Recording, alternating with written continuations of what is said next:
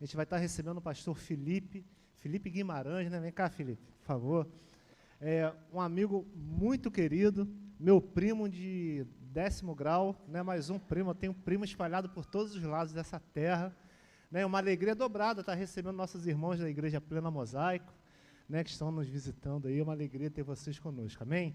Felipe, a casa é sua, que Deus te use grandemente, tá? Vamos orar, estando suas mãos pelo Felipe.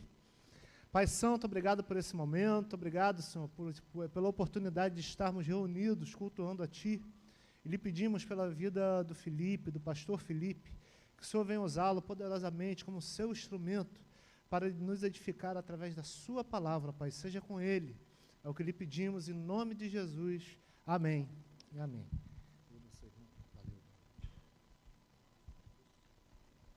Irmãos, a gente teve um problema hoje nessa caixa aqui, vocês estão ouvindo um som meio esquisito, a gente vai resolver ao decorrer da semana, né? Orem pela caixa, para que as portas abram, para a gente resolver esse problema, que o som está horroroso, mas que Deus te use, irmão. Se minha voz ficar esquisita, é a caixa, tá bom? Boa noite para todo mundo, a paz do Senhor. Bom estar aqui de volta, tempão que não venho aqui, a última vez que eu vim era outra disposição. Acho que eu fui convidado até para vir aqui, mas o diabo se levantou e me pediu de vir aqui. Graças a Deus, o Senhor dá vitória. Hoje eu vim com muita alegria. E feliz meus irmãos aqui do PG, ali da Itaipu aqui comigo, Fernandinho também.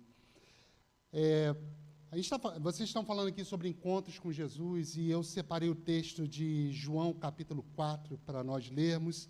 Nós vamos falar sobre, hoje, um encontro que Jesus teve, ou que Jesus realiza com uma mulher muito conhecida por nós não sabemos o nome dela, é a famosa mulher samaritana. E, claro, ao falar sobre esse texto, alguns aqui vão se lembrar logo daquela música que agarra na cabeça, mas a minha ideia aqui é mais do que a música, é poder extrair alguns ensinos do que esse encontro com Jesus proporciona para nós, porque nós iremos ver, em algum momento, que nós temos muita coisa em comum com essa mulher. Inicialmente, eu queria ler o texto completo, mas para poder ganhar um pouco de tempo, eu irei ler a partir do versículo 13, mas mantenha a sua Bíblia aberta, porque nós, na verdade, iremos trabalhar em todo o capítulo, tá bom? A partir do versículo, 10, diz assim: Jesus lhe respondeu: se você conhecesse o dom de Deus e quem está pedindo água, você lhe teria pedido e ele lhe daria água viva. A mulher disse: Senhor, não tem como tirar água e o poço é fundo. Onde pode conseguir essa água viva? Acaso o Senhor é maior do que o nosso pai Jacó, que nos deu o poço, do qual ele mesmo bebeu, bem como os seus filhos e seu gado? Jesus respondeu: quem beber dessa água terá sede outra vez, mas quem beber da água que eu lhe der, nunca mais terá sede. Ao contrário, a água que eu lhe der se tornará nele uma fonte de água a jorrar para a vida eterna.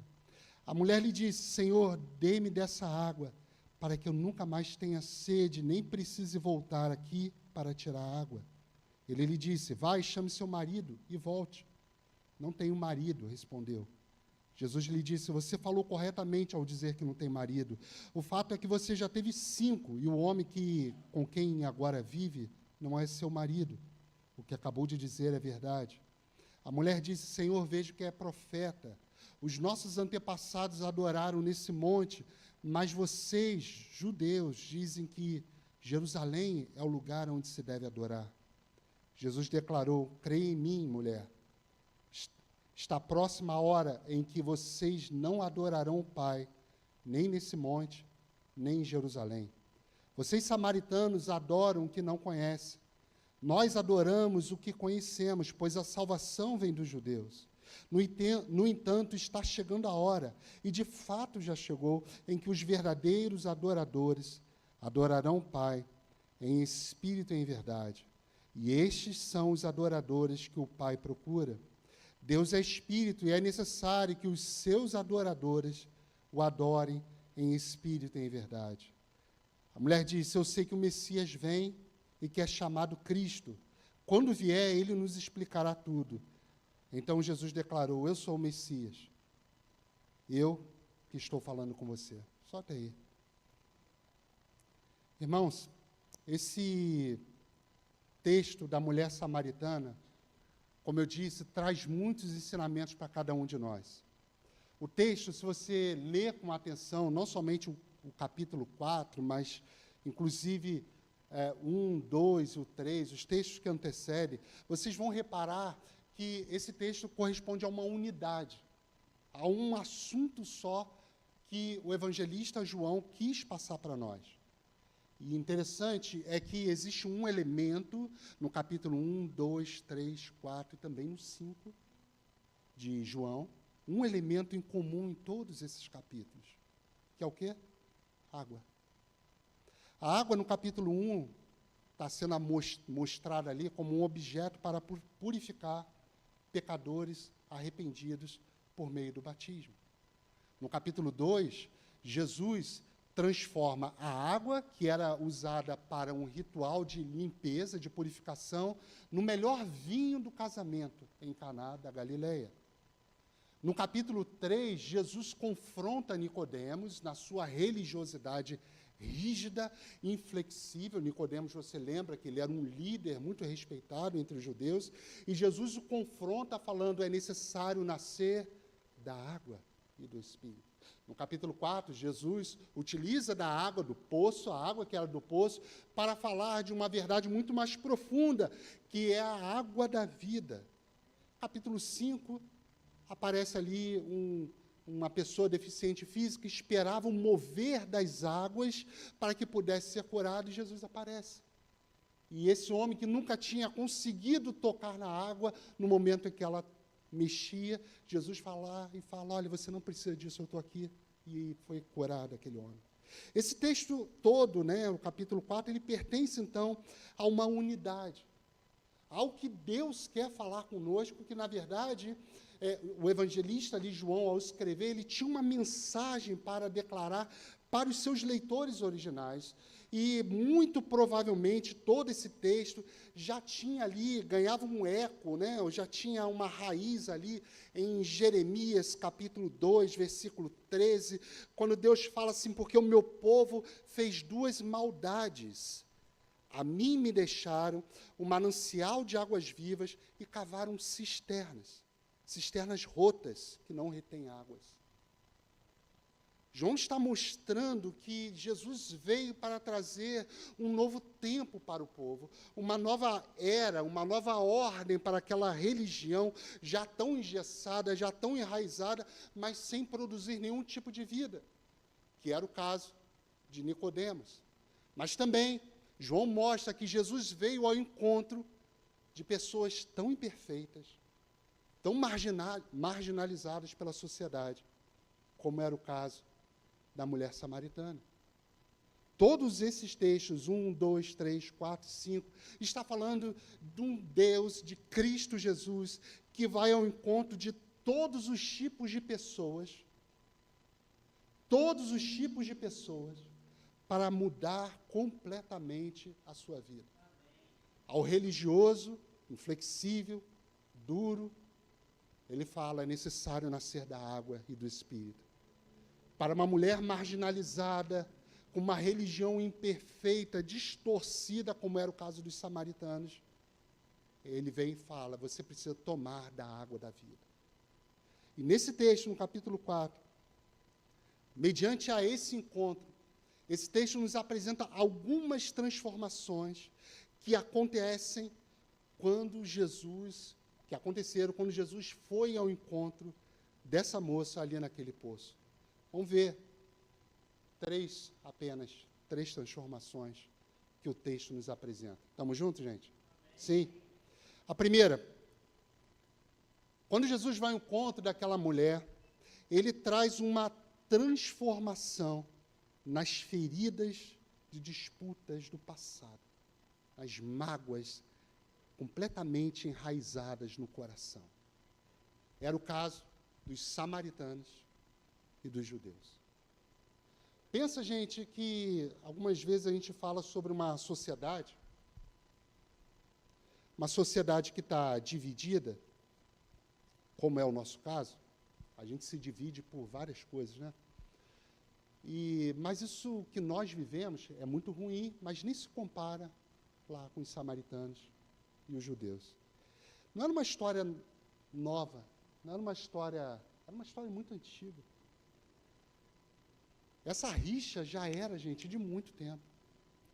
Em mais ou menos em 931 a.C., só para você ter uma ideia, Salomão, o rei Salomão, morreu e assume Roboão, o seu filho. Salomão estava cobrando imposto para caramba para construir o templo, o palácio e um monte de outras benfeitorias que ele estava fazendo. Roboão, quando assume, ele resolve ouvir os conselhos das pessoas mais inexperientes. Quando foram pedir para ele, olha, diminui os impostos. Aí ele falou, olha, se estava ruim antes, vai piorar. Se meu pai estava quente, eu estou fervendo.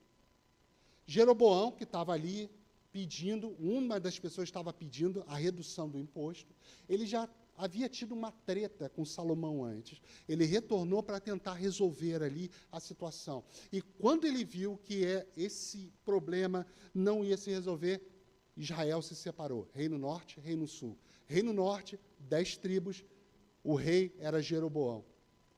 Reino Sul, Roboão, apenas com Judá e Benjamim. Os reinos ficaram divididos.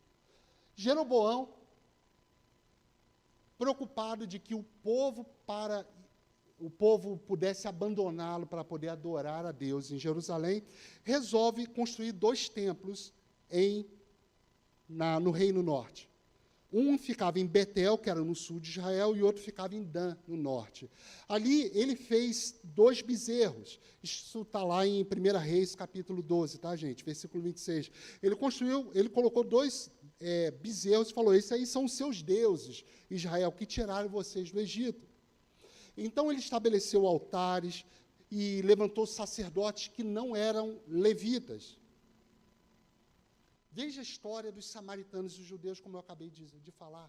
Era mágoa enraizada, era divisão, era problemas. E cada um querendo disputar quem estava certo. Vem Jesus com o Evangelho de Deus, e coloca todo mundo em um pé de igualdade. Todos são pecadores e precisam da graça de Deus. Isso é o que o Evangelho de Deus faz conosco. Isso que o Evangelho de Deus faz. Coloca todos em um lugar de igualdade, coisa que nenhuma ideologia política, nenhuma ideologia filosófica consegue de fato fazer. Eles aspiram, eles desejam, mas a prática, o que acontece não é isso. Mas o Evangelho de Jesus olha para o samaritano, olha para o judeu, olha para o grego, olha para o bárbaro e fala, todos pecaram e destituídos estão da graça de Deus. Todos precisamos de um Salvador, inclusive os judeus. Todos precisam de um Salvador. Então, por causa do Evangelho de Jesus, não existe esse lugar, ou esse lugar de mágoa, esse lugar de rixa, é anulado. Porque o ponto é, o que sustenta uma mágoa? Eu não merecia isso. A fala de alguém, né? A fala do magoado. Eu não merecia isso. Não foi justo o que aconteceu, mas vem o Evangelho e fala, todos são pecadores, você é ruim também, você é mau.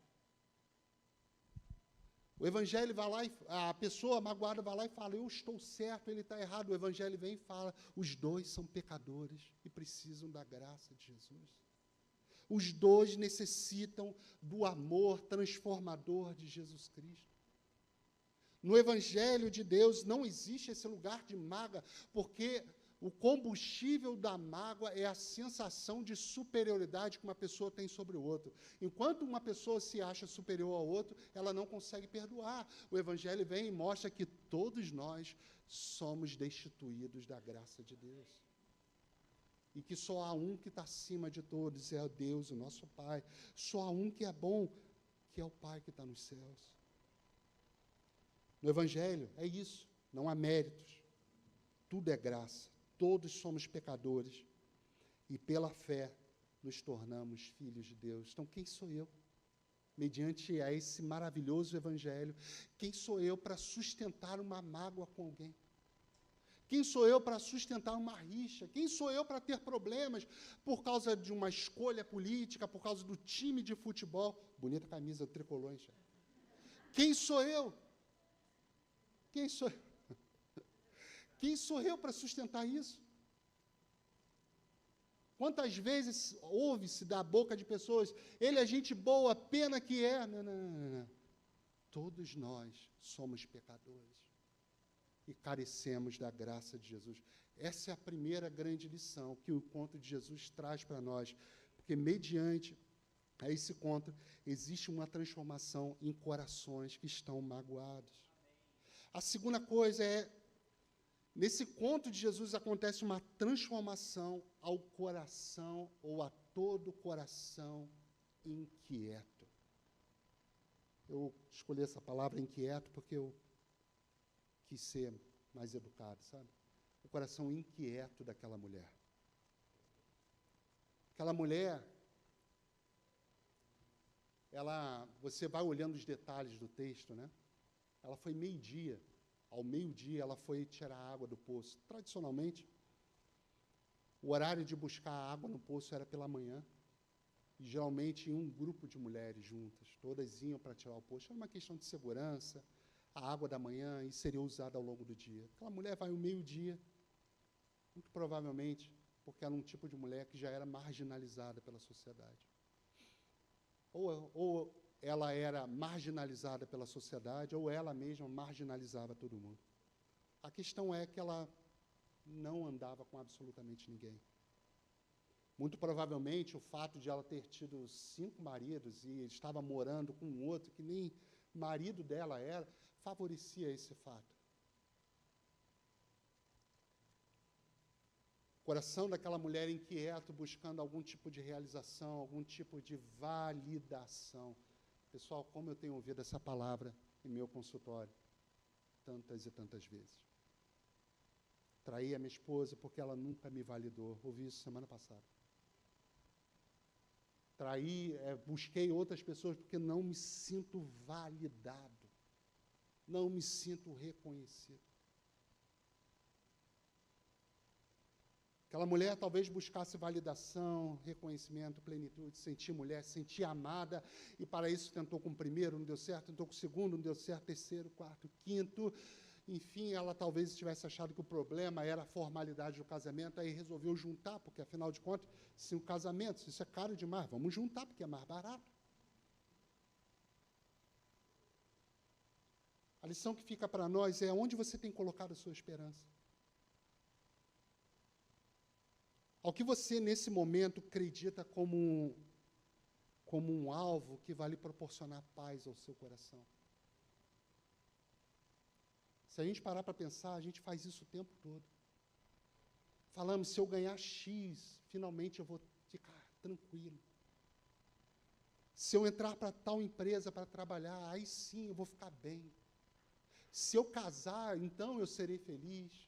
Se eu me formar na minha faculdade, eu teria um sossego, terei tranquilidade. De vez em quando eu atendo e ouço esse tipo de fala, Felipe, eu pensei em casar e seria feliz, eu casei e percebi que eu não era feliz. Queria ganhar X, eu ganho mais do que isso, e percebi, poxa, não é isso que eu queria.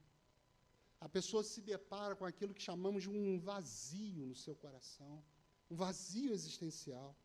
E quantas vezes, de fato, nós fazemos isso? Há um tempo atrás, eu atendi uma moça lá no meu consultório. Eu não estou fazendo propaganda no meu consultório, não, tá, gente? Mas se servir, não tem problema, tá? Obrigado. Mas eu estava atendendo uma moça lá no meu consultório que ela teve durante um longo tempo uma relação homoafetiva. E ela me contando a história dos embates que ela tinha com a parceira dela. Embate, gente, terrível mesmo, sabe? E não era a primeira vez, outras parceiras que ela teve problemas parecidos, mas com essa última foi o pior de todos. A ponto de polícia ter que entrar, lei Maria da Penha ter que entrar, essas coisas todas. E, no fim, ela estava lá conversando comigo sobre o fato como ela não se sentia amada, como ela se sentia rejeitada e tudo mais. Eu ouvindo ela, eu comecei a conversar com ela de que ela precisava ancorar aquela autoestima dela, não mais em mulheres, não mais em pessoas, para então se sentir amada. Ela precisava transcender essa relação. Eu falei exatamente isso. Você precisa ancorar isso em algo que não seja passageiro, em algo que seja perene, em algo que seja eterno, em algo que seja maior que você. Aí ela perguntou, mas o quê? Aí eu falo, em Deus. No momento em que você souber e perceber que você é amada por Deus, você não vai precisar depender de amor de ninguém. No momento que você perceber que você é filha de Deus, a sua relação com teu pai, que ela tinha também, não será mais tão prejudicada. Essa sede que você tem, que você acha que pode saciar em outras pessoas, em outros relacionamentos, ela só será saciada em Cristo Jesus. Aí, parecido com essa mulher, ela perguntou, você é crente? Eu falei, sou. Tu és profeta? Eu falei, sou crente, sou filho de Deus. E comecei a pregar o evangelho para ela. Ela saiu dali, rosto vermelho de tanto chorar, e foi. A palavra ficou. Recentemente, ela mandou uma mensagem. Falou que já estava frequentando uma igreja, uma determinada igreja, que estava indo aí num determinado encontro, não sei qual é o nome do encontro, gente, tá? Mas pela igreja eu acho que é uma coisa legal, e que já estava indo na célula da igreja, estava sendo discipulada, todas essas coisas. Que alegria eu tive quando li isso, gente. Que alegria. Aquela mulher entendeu o que é. E quantas vezes a gente tenta saciar a nossa sede em salário, em relacionamentos, em filhos, em planos, em projetos, mas, gente, nada de mal nessas coisas, tá? Nada de mal em ter um bom salário, em ter um bom emprego, casamento. Claro que não, isso é muito bom. Mas o problema é quando nós depositamos a nossa esperança em todas essas coisas, vai chegar um momento que a gente vai perceber que nada disso sacia a nossa sede. Timothy Keller falou que sem um conhecimento profundo do Evangelho, olhamos para coisas boas, aprovação humana, relacionamentos, poder, realização, e as transformamos em pseudo-salvações. Isso sugere que quando nós ignoramos ou quando nós esquecemos o Evangelho, sempre nos tornaremos vulneráveis à busca incessante de aprovação, de amor, de afeição, de pertencimento externo. Basta ignorar o Evangelho, basta ignorar a fonte de água viva, e nós iremos rapidamente recorrer, como Jeremias falou, a cisternas rachadas. C.S. Lewis, no livro dele, Cristianismo Puro e Simples, ali no capítulo 10, ele fala isso, capítulo chamado Esperança, ele fala, se eu encontro em mim um desejo que nenhuma experiência desse mundo possa satisfazer, a explicação mais provável é que eu fui feito para outro mundo. Ele continua ainda, se nenhum dos meus prazeres terrenos é capaz de me satisfazer, isso não prova que o universo é uma fraude. Provavelmente os prazeres terrenos não têm o propósito de satisfazê-lo, mas somente de despertar você, de sugerir algo real. Se for assim, eu tenho de tomar cuidado para, por um lado, jamais desprezar ou ser ingrato em relação a bênçãos terrenas, e, por outro, jamais confundi-las com outra coisa, que não passa de um tipo de cópia, de eco ou de uma miragem de algo muito maior. Deus nos abençoa, é verdade. Tudo que você tem de bom, gente, nós temos de bom, veio de Deus. Mas todas essas coisas boas são apenas, como Lewis falou, eco, miragem, de algo muito maior, que é Ele mesmo. Que é Ele mesmo. Somente em Jesus a nossa sede, a nossa inquietação é saciada. Tira Jesus, ou você pode até continuar crendo, mas diminua Ele. E você vai perceber que você vai ser uma pessoa que vai correr sempre atrás de aprovação, de validação, de senso de pertencimento. Quando temos Cristo, todas essas situações são resolvidas eternamente. A última coisa é que esse encontro com Jesus, a mulher teve a missão de vida dela completamente ajustada. A missão de vida ajustada. Que a mulher antes que tinha vergonha de ir no poço, que desprezava as pessoas, ou desprezava ou era desprezada, ela foi, gente, a primeira pregadora daquela cidade. A primeira mulher, a primeira pessoa a proclamar a existência do Messias Jesus Cristo. A despeito do passado que todos nós temos, o texto nos ensina que tudo se faz novo. A missão não é condicionada ao nosso passado. Graças a Deus por isso. A mensagem é maior do que o mensageiro. Graças a Deus por isso. Aquela mulher marginalizada, ela foi à cidade e começou a falar: vejam, eu encontrei o Cristo. Ele falou tudo sobre mim. É sobre Ele, é dele, Ele que nós estamos esperando. E a Bíblia diz que toda a cidade foi ter com Jesus. Quando os discípulos chegaram, falou: mestre, come. E Jesus falou: eu só tenho fome de uma comida só, fazer a vontade do meu Pai. Vejam os campos, eles estão brancos, prontos para a colheita. E Jesus ali, diz a palavra de Deus, que passou 2 dias ainda pregando para aquele povo. E ao final do texto, as pessoas procuraram aquela mulher e falaram: nós agora cremos nele, não pelo que você diz, mas pelo que vemos. Olha que coisa linda. É uma pessoa que apontou para Jesus e não tomou o lugar de Jesus nas pessoas. Aquela mulher recebeu da água da vida, e a primeira coisa que ela fez foi compartilhar dessa água para todos. Martinho Lutero fala que o cristão vive não em si mesmo, mas em Cristo e no próximo. De outro modo, ele não será um cristão. Qual é a ideia aqui? Nós que recebemos da graça, da água da vida, somos chamados para compartilhar ela. Spurgeon fala que todo cristão é um missionário ou é um falso cristão. Quando bebemos da água da vida, deixamos o que temos nas mãos e abraçamos a missão. O rio que jorra em nós passa a transbordar sobre os outros. A mulher que havia ido ao poço para buscar água deixou o seu cântaro, agora ela era uma filha de Deus, pregadora do Evangelho de Jesus Cristo. Ela era uma ferramenta para alcançar os perdidos em Sicar, e uma bênção para o mundo, que tem nos ensinado até o dia de hoje. Gente, quando nós recebemos a salvação, nada para nós passa a ter tanto valor quanto a própria salvação.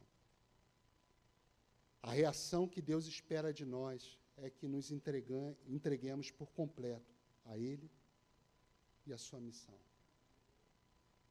Encontrar Jesus ajusta o foco à nossa missão. Quando damos valor àquilo que recebemos de Deus, falamos como os apóstolos falaram, não podemos deixar de falar o que temos visto e ouvido. Ai de mim se eu não pregar o Evangelho. Algo grande, poderoso está em mim, uma fonte de água viva. Como represá-la, como manter para mim? Eu não posso, eu tenho que compartilhar. Há tantos sedentos aí fora que têm tentado matar a sede, em bebidas, drogas, relacionamentos, em política e tantas outras coisas. Nós temos algo, nós recebemos de graça algo que é revolucionário, que transforma não somente uma pessoa, mas transforma a cidade, transforma nações. Talvez você tenha chegado até aqui carregando pesos do passado, mágoas, separação, feridas que ainda estejam abertas. Ou quem sabe esteja cansado de perseguir a tão sonhada felicidade e paz, apenas para perceber que as conquistas, relacionamentos e realizações pessoais não preenchem o vazio que insiste em permanecer. Ou ainda você pode estar aqui e se sinta que é chamado e precisa se alinhar à missão divina. Deixar para trás a rigidez religiosa, como era o caso de Nicodemos, e uma vida indiferente, um coração indiferente, como era o caso da mulher samaritana, tão distante de Deus. Hoje, Jesus chama você, seja em qual caso você esteja, a beber da verdadeira água da vida.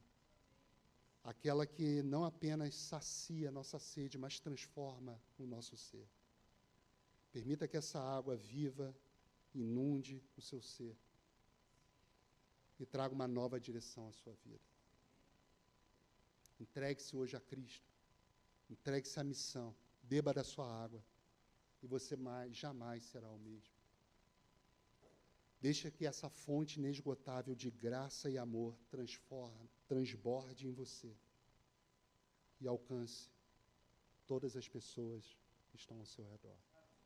Eu não sei como é que você entrou aqui, mas hoje você pode sair daqui diferente. O convite de Jesus está aqui. Aquele que beber dessa água que o mundo tem para oferecer, voltará a ter sede. Mas aqueles que beberem da água que eu tenho, jamais tornará a ter sede, e fontes de água viva jorrarão dentro de você. Feche seus olhos, vamos falar com o Senhor.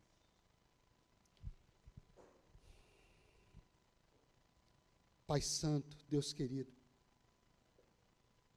nós te louvamos, Senhor, pelo teu amor, pela tua bondade, pela tua graça, que é muito maior do que a vida. Senhor, na tua presença existe abundância de alegria.